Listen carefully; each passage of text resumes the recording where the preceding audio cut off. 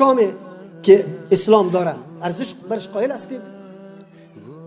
نظام حیات و زندگی را که اسلام بر ما وضع کرده واقعا سرش باورمند هستیم؟ این کرامت و عزت میدانیم؟ یعنی که امروز مود و فیشن و رفتار و روش و سلام و کلام ما کلش گرفته شده از غرب است. از مرده‌داری گرفته تا زنده‌داری ما را. توی ما با کدام رقم میشه؟ راستی تو نبگوی. کرته سفیده کی کشیده که عروس 10 متر دامنش دراز باشه را بپوشه؟ چله دادن این رسم کی است؟ گلا انداختن در گردن رسم کدام مسلمان است؟ در کدام جای اسلام گفت ذکر شده؟ ما دین خود عزت نمیدیم. فاتحه خانه ای که امروز سرای خود تو بالا کرده رایستی از کجا گرفته شده؟ بسته های گل در سری قبرها بردن موندن از کی گرفته شده؟ گلگون کردن مساجد از کی گرفته شده؟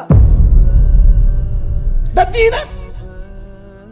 مزار جور کردن، گنبد جور کردن، قشنگ معماری کردن از کی گرفته شده؟ در دین است؟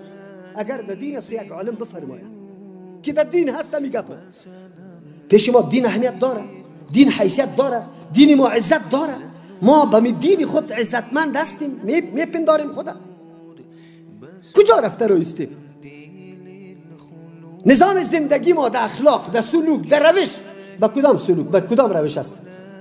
ما السلام علیکم و رحمت الله و برکاته میگیم، یعنی که سلام شب بخیر و صبح بخیر میگیم. امیالی با مجردی که ملاقات میکنیم کجاست؟